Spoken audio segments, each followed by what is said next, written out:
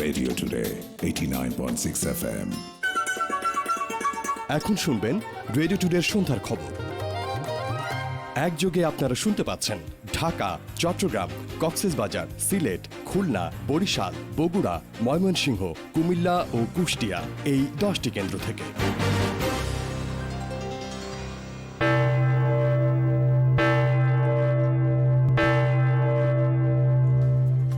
সুপ্রিয় শ্রোতা, রেডিও টুডের সন্ধ্যার খবরে স্বাগত জানাচ্ছি আমি জহিরুল ইসলাম টুটুল। শুরুতেই জেনে নেওয়া যাক এখনকার ক্রাউন সিমেন্ট প্রধান খবরগুলো। করোনা নিয়ন্ত্রণে স্বাস্থ্য মন্ত্রণালয়ের কাজে সন্তোষ প্রকাশ প্রধানমন্ত্রীর। দুর্যোগ মোকাবেলায় জনগণের পাশে দাঁড়ানোর দলের নেতাকর্মীদের ধন্যবাদ। করোনায় দেশে 4 মাসের সর্বনিম্ন মৃত্যু, নতুন করে শনাক্ত 1182। সিলেট এমসি কলেজ ছাত্রাবাসে গণধর্ষণের মামলায় আরও 3 আসামির আদালতে স্বীকারোক্তিমূলক জবানবন্দি। এবং হাসপাতালে ভর্তি হলেন করোনায় আক্রান্ত মার্কিন প্রেসিডেন্ট ডোনাল্ড ট্রাম্প। প্রাথমিকভাবে দেয়া হলো রেমিডিসিভির। শুনছিলেন শিরোনাম। এ খবর FM 89.6 সম্প্রচারের পাশাপাশি সরাসরি প্রচারিত হচ্ছে আমাদের ওয়েবসাইট www.radiotoday.bd.fm এবং verified Facebook page radio today FM 89.6 এবং নিউজে। এছাড়া গুগল প্লে স্টোর এবং অ্যাপল স্টোর থেকে radio today app free download করে শুনতে পারেন আমাদের সকল অনুষ্ঠান। এবার বিস্তারিত। করোনা ভাইরাসে আক্রান্ত হয়ে দেশে গত 24 ঘন্টায় আরও 20 জনের মৃত্যু হয়েছে, যা গত 128 দিনের মধ্যে একদিনে সর্বনিম্ন প্রাণহানির ঘটনা। এছাড়া 24 ঘন্টায় নতুন করে 1182 জনের দেহে করোনা ভাইরাসের উপস্থিতি শনাক্ত করা হয়েছে। বিকেলে স্বাস্থ্য অধিদপ্তরের করোনা বিষয়ক নিয়মিত প্রেস বিজ্ঞপ্তিতে এ তথ্য জানানো হয়েছে। বিজ্ঞপ্তিতে আরও জানানো হয়েছে, গত একদিনে আরও 1442 জন করোনার সংক্রমণ থেকে সুস্থ হয়েছেন। করোনা ভাইরাস শনাক্তে দেশে আরটিপিসিআর ল্যাবের সংখ্যা বেড়ে হয়েছে 109টি। তবে কমেছে নমুনা সংগ্রহ ও পরীক্ষার সংখ্যা। স্বাস্থ্য অধিদপ্তরের অতিরিক্ত মহাপরিচালক অধ্যাপক নাসিমা সুলতানা স্বাক্ষরিত সংবাদ বিজ্ঞপ্তিতে জানানো হয়েছে, গেল একদিনে সারা দেশের এই ল্যাবগুলোতে পরীক্ষা হয়েছে 9,500 জনের। এতে করোনা পজিটিভ শনাক্ত হয়েছেন 1182 জন। শনাক্তের হার 12.37%। এ পর্যন্ত দেশে করোনা রোগী শনাক্তের সংখ্যা বেড়ে হল 3,67,000-এর বেশি। 24 ঘন্টায় 20 জনের মৃত্যু হয়েছে, যা গেল 4 মাসের মধ্যে সর্বনিম্ন। এর আগে একদিনে এর চেয়ে কম মৃত্যু হয়েছিল 28 মে। সেদিন 15 জনের মৃত্যুর খবর দেয় স্বাস্থ্য অধিদপ্তর। এ নিয়ে এখন পর্যন্ত ভাইরাসটিতে মৃতের সংখ্যা বেড়ে দাঁড়ালো 5,325 জনে। গেল একদিনে মৃত 20 জনের মধ্যে 17 জন মারা গেছে হাসপাতালে, আর 3 জন নিজের বাড়িতেই। বয়স বিশ্লেষণে 0 থেকে 10 বছরের মধ্যে এক শিশু রয়েছে। এছাড়া 40 3 জন, 50 6 জন এবং 60 রয়েছেন 10 জন। বিভাগ বিশ্লেষণে 12 জন ঢাকায়, রংপুর ও চট্টগ্রামে 3 জন এবং সিলেট ও ময়মনসিংহ বিভাগে 1 জন করে। সংবাদ বিজ্ঞপ্তিতে আরও জানানো হয়েছে, এখন পর্যন্ত 2,80,000-এর বেশি মানুষ সুস্থ হয়েছেন। শনাক্তের বিবেচনায় সুস্থতার হার 76.20%। Shakhawat Suman, radio today. Corona virus মহামারী মোকাবেলায় স্বাস্থ্য মন্ত্রণালয়ের কাজে সন্তোষ প্রকাশ করে প্রধানমন্ত্রী শেখ হাসিনা বলেছেন, সে কারণেই পরিস্থিতি নিয়ন্ত্রণে রাখা সম্ভব হয়েছে। দুপুরে গণভবনে দলের কার্যনির্বাহী সংসদের বৈঠকে তিনি একথা বলেন। এ সময় আওয়ামী লীগ সভানেত্রী মহামারী সহ প্রাকৃতিক দুর্যোগ মোকাবেলায় জীবনের ঝুঁকি নিয়ে জনগণের পাশে দাঁড়ানোয় তার দলের নেতাকর্মীদের ধন্যবাদ জানান। সকালে গণভবনে বাংলাদেশ আওয়ামী লীগের কেন্দ্রীয় কার্যনির্বাহী সংসদের সভা অনুষ্ঠিত হয়। এতে সভাপতিত্ব করেন দলীয় প্রধানমন্ত্রী শেখ হাসিনা। কার্যনির্বাহী সংসদের বৈঠক শেষে প্রধানমন্ত্রী বলেন, আওয়ামী লীগ জনগণের সংগঠন। চলমান দুর্যোগের সময় তা আবারও প্রমাণিত। প্রত্যেকে নিজের জীবনের ঝুঁকি নিয়ে প্রত্যেক এলাকায় সব হয়তো সংবাদ আসে না, কিন্তু আমার কাছে তো তথ্য এসেছে একদম আমাদের তৃণমূল পর্যায়ে, অর্থাৎ জেলা, উপজেলা, ইউনিয়ন পর্যায় পর্যন্ত আমাদের নেতাকর্মীরা কিন্তু এই দুর্যোগে মানুষের পাশে ছিল। আমার মনে একমাত্র আওয়ামী লীগ সরকার ক্ষমতায় ছিল বলেই মানুষ এই সহযোগিতাটা পেয়েছে। এখানে যদি অন্য কেউ থাকতো, তো জনগণের আস্থা বিশ্বাসটা হচ্ছে আমাদের একমাত্র সম্বল, সেটাই আমাদের শক্তি। করোনা মহামারীতে বিএনপির ভূমিকার সমালোচনা করেন প্রধানমন্ত্রী।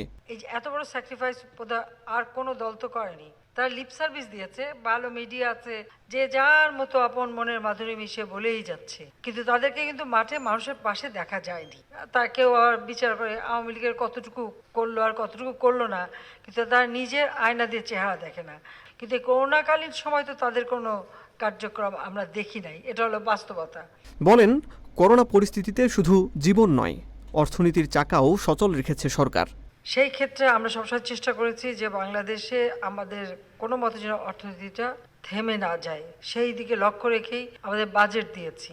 বাজেটে কিন্তু আমরা খুব বেশি একটা কমাইনি, বরং গত বাজেট থেকে কিছুটা আমরা বৃদ্ধি করেছি।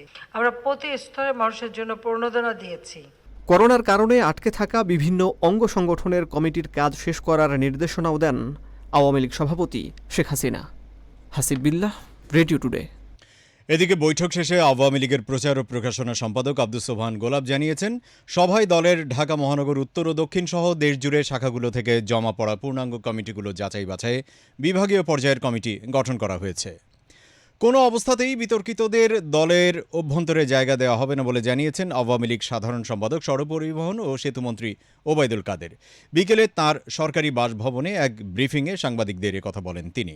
ওবায়দুল কাদের বলেন, দলীয় সভাপতি শেখ হাসিনার সাংগঠনিক কমিটি গঠনের ক্ষেত্রে দুর্দিনের ত্যাগী, পরীক্ষিত ও নিবেদিত নেতাকর্মীরা যাতে বাদ না পড়ে সেদিকে সবাইকে লক্ষ্য রাখতে নির্দেশ দিয়েছেন। মাননীয় সভাপতি জননেত্রী শেখ হাসিনা সাংগঠনিক কমিটি গঠনের ক্ষেত্রে দুর্দিনে ত্যাগী, পরীক্ষিত, নিবেদিত নেতা কর্মীরা যাতে বাদ না পড়ে সেদিকে সকলকে লক্ষ্য রাখার নির্দেশ দিয়েছেন। মাননীয় সভাপতির নির্দেশনা অনুযায়ী কমিটি অনুমোদন করা হবে। এদিকে সিলেট এমসি কলেজের ছাত্রাবাসে গৃহবধূকে গণধর্ষণের ঘটনায় দায়ের করা মামলায় আরও ৩ আসামি আদালতে স্বীকারোক্তিমূলক জবানবন্দি দিয়েছে। আজ জবানবন্দি গ্রহণ করা হয় আসামি মাহবুবুর রহমান রনি, আইনুল ইসলাম ও রাজন আহমেদের। ৫ দিনের রিমান্ড শেষে দুপুর ১টার দিকে তাদের আদালতে নেওয়া হয়। এর আগে গতকাল মামলার প্রধান আসামি সাইফুর রহমান সহ আরও ৩ আসামি আদালতে স্বীকারোক্তিমূলক জবানবন্দি দেয়। এ নিয়ে গৃহবধূ গণধর্ষণের ওই ঘটনায় মোট ৬ জন আসামি আদালতে জবানবন্দি দিল। দ্বিতীয় দফা টিকিটের টোকেন রবিবারে দেওয়ার কথা থাকলেও আজই কারওয়ান বাজারে সৌদিয়া এয়ারলাইন্সের কার্যালয়ে ভিড় করেছেন সৌদি প্রবাসীদের অনেকে। এরই মধ্যে ৩,৩০০ টিকিট সরবরাহ করার কথা জানিয়েছে সৌদি এয়ারলাইন্স কর্তৃপক্ষ। এদিকে নির্ধারিত দিনের টিকিট পেতে মতিঝিলে বিমান বাংলাদেশ এয়ারলাইন্সের সামনেও সকাল থেকে অনেকেই জড়ো হন। কপিলকে ফোন করি, কপিলকে ফোন করার পর কপিল আমাকে বলে আমার মেয়াদ উত্তীর্ণ হয়ে যায়। গতকাল আমাকে পাঠাইছে রিএন্ট্রি পেপার 10 দিনের। আজকে মনে করেন যে গেছে 3 তারিখ, আর আছে 7 দিন। আমি যদি 7 দিনের ভিতরে না যেতে পারি তাহলে আমার এটা বাতিল হয়ে যাবে। আজকে পর্যন্ত আমার দলীয় কর্মসূচিতে বাধা দেওয়া অব্যাহত থাকলে চট্টগ্রাম সিটি কর্পোরেশন নির্বাচনে অংশ নেবে না বিএনপি। দুপুরে মহানগর বিএনপির কার্যালয়ে মতবিনিময় সভায় একথা বলেন দলটির মেয়র প্রার্থী ও মহানগর শাখার সভাপতি ডাক্তার শাহাদাত হোসেন। তিনি অভিযোগ করেন, করোনা সংকটে 16 নম্বর চকবাজার ওয়ার্ডে সুরক্ষা সামগ্রী বিতরণ করার জন্য একটি কমিউনিটি সেন্টারে নির্ধারিত কর্মসূচি থাকলেও তাতে বাধা দেয় পুলিশ। সিরাজগঞ্জে বিপদসীমার উপর দিয়ে প্রবাহিত হচ্ছে যমুনা নদীর পানি। উজান থেকে নেমে আসা পাহাড়ি ঢল ও টানা বর্ষণের কারণে যমুনা, ফুলজোড় ও করতোয়া সহ সেখানকার অভ্যন্তরীণ নদ নদীর পানি বেড়েই চলেছে। পানি বাড়ার কারণে আবার তলিয়ে যাচ্ছে নিম্নাঞ্চল। এদিকে টানা বৃষ্টি আর উজানের ঢলে আত্রাই নদীর পানি বৃদ্ধি অব্যাহত থাকায় নাটোরের সিংড়া, নওগাঁর মাদা ও রাজশাহীর বাগমারা সহ বেশ কিছু এলাকার বন্যা পরিস্থিতির অবনতি হয়েছে। সেই সঙ্গে নদী তীরবর্তী এলাকায় দেখা দিয়েছে ভাঙন। বাংলাদেশ কওমি মাদ্রাসা শিক্ষা বোর্ড বেফাকের নতুন চেয়ারম্যান নির্বাচিত হয়েছেন যাত্রাবাড়ি মাদ্রাসার অধ্যক্ষ ও গুলশান আজাদ মসজিদের খতিব মাওলানা মাহমুদুল হাসান। রাজধানীর কাজলায় বেফাকের প্রধান কার্যালয়ে আজ এই নির্বাচন অনুষ্ঠিত হয়। মজলিসে আমেলা ও মজলিসে শুরা সদস্যরা নির্বাচনে অংশ নেন। নির্বাচন সরকার সমর্থক হিসেবে পরিচিত মাহমুদুল হাসান পেয়েছেন 63 ভোট এবং বিএনপি নেতৃত্বাধীন 20 দলীয় জোটের সমর্থক নূর হোসেন কাশেমি 55 ভোট পেয়েছেন। গত 28 সেপ্টেম্বর মাওলানা শাহ আহমদ শফির মৃত্যুতে বেফাক সভাপতি পদ শূন্য হয়। যানবাহনের ফিটনেস সনদ নবায়নে অনলাইন অ্যাপয়েন্টমেন্ট পদ্ধতি চালু করেছে বাংলাদেশ সড়ক পরিবহন কর্তৃপক্ষ বিআরটিএ। আগামী 15 অক্টোবর থেকে এই পদ্ধতিতে ফিটনেস নবায়ন কার্যক্রম শুরু হবে। প্রাথমিকভাবে ঢাকার 3টি মেট্রো সার্কেল মিরপুর, ইকুরিয়া ও দিয়াবাড়ি থেকে এই সনদ নেওয়া যাবে। পরবর্তীতে সারা দেশের বিআরটিএ এর কার্যালয়ে এই পদ্ধতিতে ফিটনেস সনদ নবায়ন কার্যক্রম চালু করা হবে বলে জানিয়েছে সংস্থাটি। শুনছেন রেডিও টুডের সন্ধ্যার খবর, সঙ্গে আছি আমি জহিরুল ইসলাম টুটুল। নিচ্ছি ছোট্ট একটা বিরতি, ফিরছি ঠিক 40 সেকেন্ড পর।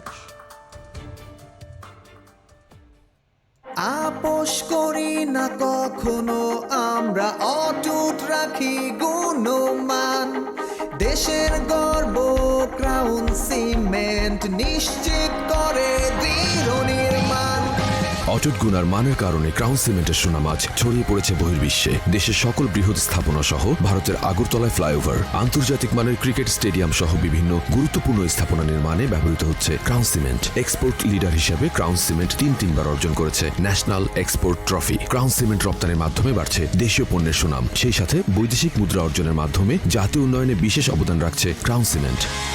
Crown cement, quality changes the nation. বিরতির পর আমাদের সাথে আরো যারা যোগ দিয়েছেন তাদের স্বাগত জানাচ্ছি আমি জহিরুল ইসলাম টুটুল। FM 89.6 আপনারা শুনছেন রেডিও টুডের সন্ধ্যার খবর। একযোগে প্রচারিত হচ্ছে ঢাকা, চট্টগ্রাম, কক্সবাজার সহ দেশের বৃহত্তম শহরগুলোতে। অবশেষে চট্টগ্রামের মিরসরাই থেকে কক্সবাজারের টেকনাফ পর্যন্ত পৃথিবীর দীর্ঘতম মেরিন ড্রাইভ নির্মাণের প্রক্রিয়া শুরু হয়েছে। অস্ট্রেলিয়ান একটি প্রতিষ্ঠানের সহায়তায় সড়ক ও জনপথ বিভাগ মেরিন ড্রাইভের সার্ভে শুরু করেছে গত সপ্তাহ থেকে। সড়কটি যুক্ত হবে প্রস্তাবিত এশিয়ান হাইওয়ে এবং বাংলাদেশ, ভারত, চীন ও মিয়ানমার BICM বেল্টের সাথে। পরিকল্পনা মন্ত্রী AM মান্নান জানিয়েছেন, এটি হবে আগামীর বাংলাদেশের জন্য উপকূলীয় এলাকা বরাবর একটি নতুন লাইফ লাইন। চট্টগ্রাম থেকে সালেন ওমানের পাঠানো প্রতিবেদন জানিয়ে দিচ্ছেন আনোয়ার হোসেন। দেশের 750 কিলোমিটার সমুদ্র উপকূলের মধ্যে বীরসরাই থেকে টেকনাফ পর্যন্ত প্রায় 300 কিলোমিটার কর্ণফুলী নদীর দ্বারা দুই ভাগে বিভক্ত। কর্ণফুলী নদীর মোহনায় টানেল নির্মাণ করে এই দুই অংশকে এক করা হচ্ছে। এই অভিন্ন সমুদ্র উপকূলে নির্মাণ হচ্ছে গভীর সমুদ্র বন্দর, বে টার্মিনাল, দেশের সবচেয়ে বড় বঙ্গবন্ধু শিল্পাঞ্চল সহ কমপক্ষে 10টি বিশেষ অর্থনৈতিক অঞ্চল এবং মহেশখালীতে জ্বালানি ও বিদ্যুতের সবচেয়ে বড় কেন্দ্র। পুরো এই মেগা প্রকল্প নিয়ে কথা হচ্ছিল পরিকল্পনা মন্ত্রী AM মান্নানের সঙ্গে। তিনি রেডিও টুডেকে বলেন, মেরিন ড্রাইভ সবগুলো প্রকল্পকে একটি অভিন্ন যোগাযোগ নেটওয়ার্কের আওতায় নিয়ে আসবে, যা পর্যটন, আবাসন এবং সুনীল অর্থনীতির নতুন দুয়ার উন্মোচন করবে। দক্ষিণ দিকে যে জলাশয় বললাম, কথাটা একটু খারাপ হচ্ছে, নয় ভালো হচ্ছে। বঙ্গোপসাগরটা আমাদের পৈতৃক, আমাদের পূর্বপুরুষের জলাশয়, এটা আমাদেরই জায়গা। সেখানে আমাদের অফুরন্ত সম্ভাবনা আছে, বাণিজ্যিক সম্ভাবনা আছে, অর্থনৈতিক। তেল গ্যাস পেতে পারি, পাথর তুলতে পারি, বালু তুলতে পারি, কত কিছু করতে পারি।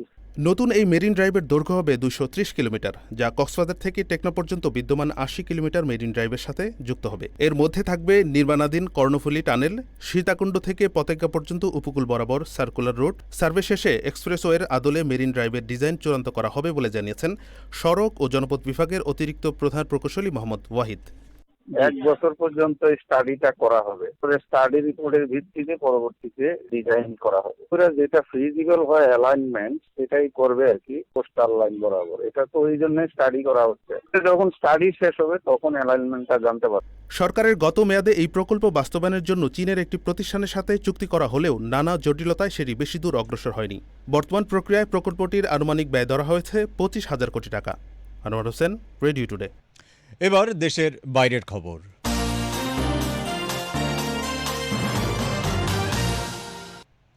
করোনা ভাইরাসে আক্রান্ত হয়ে হাসপাতালে ভর্তি হওয়া মার্কিন প্রেসিডেন্ট ডোনাল্ড ট্রাম্পের চিকিৎসা শুরু হয়েছে। প্রাথমিকভাবে চিকিৎসকরা তাকে রেমডেসিভির ওষুধ দিচ্ছেন। প্রেসিডেন্ট ট্রাম্প বর্তমানে শান্তভাবে বিশ্রাম নিচ্ছেন বলে জানিয়েছে হোয়াইট হাউস। করোনা শনাক্তের 24 ঘন্টা পার হওয়ার আগেই শুক্রবার ট্রাম্পকে হাসপাতালে নেওয়া হয়।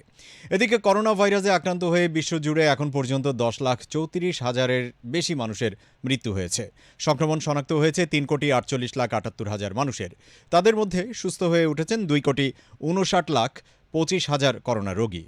Trump and First Lady Melania Trump both tested positive for the coronavirus late yesterday. বাড়তি সতর্কতার অংশ হিসেবে যুক্তরাষ্ট্রের স্থানীয় সময় শুক্রবার বিকেলে হাসপাতালে নেওয়া হয় করোনায় আক্রান্ত মার্কিন প্রেসিডেন্ট ডোনাল্ড ট্রাম্পকে। হোয়াইট হাউসের লন থেকে প্রেসিডেন্সিয়াল হেলিকপ্টার মেরিন ওয়ানে করে হাসপাতালে যান ট্রাম্প। নিজেই হেঁটে হেলিকপ্টারে ওঠেন তিনি। এর আগে মাস্ক পরায় আগামী মার্কিন প্রেসিডেন্ট নির্বাচনে প্রতিদ্বন্দ্বী প্রার্থী জো বাইডেনকে নিয়ে ব্যঙ্গ করলেও এদিন হাসপাতালে যাওয়ার পথে তিনি নিজেও মাস্ক পরিধান করেন। যুক্তরাষ্ট্রের সবচেয়ে বড় ও স্বনামধন্য সামরিক হাসপাতালগুলোর একটি ওয়াশিংটন ডিসির Walter read national military medical সেন্টারে পাঠানোর আগে ট্রাম্পকে দেওয়া হয় পরীক্ষামূলক অ্যান্টিবডি। হোয়াইট হাউসের বরাত দিয়ে সংবাদ মাধ্যম AP জানিয়েছে আগামী কয়েকদিন হাসপাতালেই কাটাতে হবে মার্কিন প্রেসিডেন্টকে। While you were speaking there, we can just see the helicopter Marine One lifting up off the south lawn of the White House. হাসপাতালে যাওয়ার আগে টুইটারে পোস্ট করা এক ভিডিওতে ট্রাম্প বলেন, আমাকে অভূতপূর্ব সমর্থন দেওয়ায় সবাইকে ধন্যবাদ জানাতে চাই। ওয়াল্টার রিড হাসপাতালে যাচ্ছি, আছি, আমি মনে করি আমি খুব ভালো আছি, সবকিছু ঠিক আছে, এটা নিশ্চিত হতেই সেখানে যাচ্ছি। ফার্স্ট লেডিও যথেষ্ট ভালো আছেন বলেও টুইটারে জানান ডোনাল্ড ট্রাম্প। হোয়াইট হাউস জানিয়েছে কিছুটা ক্লান্ত থাকলেও মার্কিন প্রেসিডেন্ট মানসিকভাবে শক্ত রয়েছেন। আগামী কয়েকদিন হাসপাতালে থেকেই তিনি কাজ করে যাবেন বলে হোয়াইট হাউসের পক্ষ থেকে জানানো হয়েছে। অন্যদিকে সংবাদ মাধ্যম সিবিএস জানিয়েছে করোনা শনাক্ত হলেও ট্রাম্পের শরীরে খুব বেশি নয়, হালকা জ্বর রয়েছে। Walter Reed, again, important to point out, the White House says that he will be working, that this is a precaution. এদিকে ফার্স্ট লেডি মেলানিয়া সহ মার্কিন প্রেসিডেন্ট ডোনাল্ড ট্রাম্পের করোনা ভাইরাস শনাক্ত হওয়ার পর এবার করোনায় আক্রান্ত হয়েছেন ট্রাম্পের পুনর্নির্বাচনী প্রচার শিবিরের ব্যবস্থাপক বিল স্টিপিয়ান। স্থানীয় সময় শুক্রবার সন্ধ্যায় তার করোনা পরীক্ষার ফলাফল পজিটিভ নিশ্চিত হয় বলে জানিয়েছে মার্কিন সংবাদ মাধ্যম পলিটিকো। প্রচার শিবিরের এক ঊর্ধ্বতন কর্মকর্তা জানিয়েছেন স্টিপিয়ান ফ্লুর মতো মৃদু লক্ষণে ভুগছেন। এরই মধ্যে কোয়ারেন্টিনে গেছেন 42 বছর বয়সী স্টিপিয়ান। এদিকে করোনার দ্বিতীয় ওয়েভ মোকাবেলায় স্পেনের মাদ্রিদে নতুন করে লকডাউন জারি করতে যাচ্ছে সেখানকার কর্তৃপক্ষ। চলতি সপ্তাহের শেষ নাগাদ কার্যকর হতে যাওয়া এই লকডাউনের ফলে মাদ্রিদের 30 লাখেরও বেশি অধিবাসী অতি প্রয়োজন ছাড়া নিজ শহরের বাইরে যেতে পারবেন না।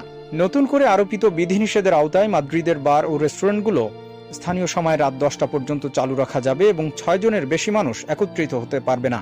অন্যদিকে করোনা ভ্যাকসিনের ক্লিনিক্যাল ট্রায়ালে অংশ নিতে 2500 স্বেচ্ছাসেবকের প্রতি আহ্বান জানিয়েছে ফ্রান্স। সব ধরনের নিরাপত্তা নিশ্চিত করেই এই ট্রায়াল শুরু করা হবে বলে জানিয়েছে দেশটির সরকার। Unfortunate news that's coming in this morning, the total number of cases of coronavirus has now crossed the 1 lakh mark. এদিকে প্রতিবেশী দেশ ভারতে করোনায় মৃতের সংখ্যা 1 লাখ ছাড়িয়ে গেছে। যদিও প্রাণহানির দিক দিয়ে তালিকার তৃতীয় স্থানে রয়েছে দেশটি।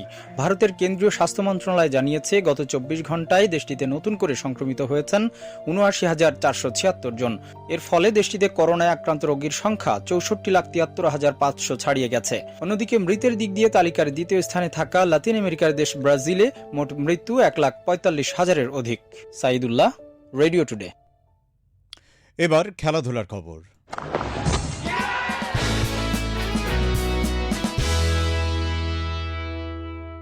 প্রথমেই ক্রিকেটের খবর। ইন্ডিয়ান প্রিমিয়ার লিগ আইপিএলের আজকের প্রথম ম্যাচে রাজস্থান রয়্যালসের দেয়া ১৫৫ রানের জয়ের টার্গেটে এখন ব্যাট করছে রয়্যাল চ্যালেঞ্জার্স বেঙ্গালুরু। শেষ খবর পাওয়া পর্যন্ত তাদের সংগ্রহ 1 উইকেটে 89 রান। এদিকে আজকের অপর ম্যাচে দিল্লি ক্যাপিটালসকে মোকাবেলা করবে Kolkata night Riders. Sharjah cricket স্টেডিয়ামে ম্যাচটি শুরু হবে রাত 8টায়। ফুটবলের খবর। বাংলাদেশ ফুটবল ফেডারেশন বাফুফের বহুল প্রতীক্ষিত নির্বাচনের ভোট গ্রহণ শেষ হয়েছে। রাজধানীর হোটেল সোনারগাঁওয়ে দুপুর 2টা থেকে শুরু হয়ে ভোট গ্রহণ চলে সন্ধ্যা 6টা পর্যন্ত। নির্বাচনে ভোট দেন 139 জন কাউন্সিলর। আজকের নির্বাচনের মধ্য দিয়ে জানা যাবে আগামী 4 বছরের জন্য কে হচ্ছেন বাফুফের প্রতিনিধি। এর আগে সকাল 10টা থেকে দুপুর 12টা পর্যন্ত অনুষ্ঠিত হয় বার্ষিক সাধারণ সভা। এদিকে বাফুফে নির্বাচন উপলক্ষে শুভেচ্ছা বার্তা পাঠিয়েছেন ফুটবলের আন্তর্জাতিক নিয়ন্ত্রক সংস্থা ফিফা সভাপতি জিয়ান্নি ইনফান্তিনো। এবার শুনুন আজকের সেলিব্রিটি খবর। লাখো শহীদ ডাক পাঠালো সব সাথীদের খবর দে, ঘাতক দালাল ধরে ধরে রাজপথে আজ কবর দে। একসময় রাজপথের স্লোগান ও দেয়াল লিখন হওয়া অমর এই পংক্তিসহ পাঠকপ্রিয় অনেক কবিতার রচয়িতা তিনি। আধুনিক বাংলা শিশু সাহিত্যের সব্যসাচী এই লেখক নিজ শাখার সর্ববৃহৎ বেশ কয়েকটি সংকলনেরও সম্পাদক। তিনি বাংলা একাডেমি পুরস্কার প্রাপ্ত আগুন ডানা পাখি খ্যাত লেখক রহিম শাহ। দীর্ঘ 4 দশক ধরে কবিতা, ছড়া, গল্প, উপন্যাস, প্রবন্ধ, বিজ্ঞান ও অনুবাদ সহ শিশু সাহিত্যের সকল শাখায় সমান অবদান রেখে রহিম শাহ উপহার দিয়েছেন শতাধিক গ্রন্থ। মুক্তিযুদ্ধ ও 52-এর ভাষা আন্দোলনের প্রেরণায় উজ্জীবিত রহিম শাহের রচনা শিশু সাহিত্য জগৎকে অনেক সমৃদ্ধ করেছে বলে জানান বিশিষ্ট কবি আসাদ চৌধুরী। চন্দ্রবতী একাডেমি কর্তৃক প্রকাশিত বাংলাদেশের শিশু সাহিত্যের সর্ববৃহৎ সংকলন আকাশ কুসুম, আজ আমাদের ছুটি, বৃষ্টি পড়ে টাপুর টুপুর, সকালবেলার পাখি সম্পাদনা ছাড়াও তার আলোচিত বইয়ের মধ্যে রয়েছে অ্যাডভেঞ্চার, হিমছড়ি, আনন্দরে আনন্দ, মানুষ করলো আকাশ জয়, ঘুরে আসি প্রাণী রাজ্যে, পাখির জন্য ভালোবাসা ও টোকাই টোকাই। এই পশু পাখির পেছনে আমি জীবনটা কাটাচ্ছি মূলত। ছোটকাল থেকে যত পাখি আছে আমি চিনি, যত পশু আছে আমি চিনি। আমি আমার লেখা দিয়ে বলি মানুষকে ভালোবাসতে হবে, পৃথিবীকে ভালোবাসতে হবে, গাছপালা ভালোবাসতে হবে, পশু পাখিকে ভালোবাসতে হবে এবং প্রকৃতিকে ভালোবাসতে হবে। বাংলাদেশ ও পশ্চিমবঙ্গের স্কুল পর্যায়ের পাঠ্য বইয়ে দুটি ছড়া স্থান পেয়েছে তাঁর। পেশা হিসেবে কিছুকাল সাংবাদিকতা করা সর্বনিমগ্ন এই কীর্তিমান লেখক বেসরকারি সংস্থা শাপলা দোয়েল ফাউন্ডেশনের নির্বাহী পরিচালক। লেখালেখির স্বীকৃতি স্বরূপ চলতি বছর বাংলা একাডেমি পুরস্কার ছাড়াও পাখি এবং প্রকৃতি পরিবেশ পর্যবেক্ষক রহিম শাহ পেয়েছেন অসংখ্য পুরস্কার ও সম্মাননা। 1959 সালের আজকের দিনে মায়ের কোল আলো করে চট্টগ্রামের পশ্চিম বাকুলিয়ায় জন্ম নেন বরেণ্য লেখক রহিম শাহ। নিজ ক্ষেত্রে মেধার কুসুম ফোটানো এই লেখকের রচনা বাংলা সাহিত্যকে ক্রমাগত আরো উর্বর করে তুলুক। শুভ জন্মদিন প্রিয় রহিম শাহ। রেডিও টুডে যারা শুনেন দর্শক শ্রোতা, তাদের সবার প্রতি আমার শুভেচ্ছা। রেডিও টুডে আমাদের মতো দেশ মাটি মানুষের কথা বলে। আবিদ আজম, রেডিও টুডে। সর্বশেষ ওয়েদার আপডেট। আবহাওয়ার সবশেষ তথ্য অনুযায়ী এই মুহূর্তে ঢাকা ও এর আশপাশের এলাকার তাপমাত্রা 29 ডিগ্রি সেলসিয়াস, যা পরের ঘণ্টায়ও বজায় থাকতে পারে। রাত 10টায় তাপমাত্রা 1 ডিগ্রি কমে হতে পারে 28 ডিগ্রি সেলসিয়াস, যা অব্যাহত থাকতে পারে মধ্যরাত পর্যন্ত। আবহাওয়া অফিসের বুলেটিনের তথ্য মতে এই মুহূর্তে ঢাকার আকাশ আংশিক মেঘলা আর হালকা বাতাস বইছে দক্ষিণ দিক থেকে, যার গতিবেগ ঘণ্টায় সর্বোচ্চ 6 কিলোমিটার। বাতাসের আর্দ্রতা 84%। ঢাকায় এখন বায়ুমানের সূচক অর্থাৎ AQI 151, যা অস্বাস্থ্যকর।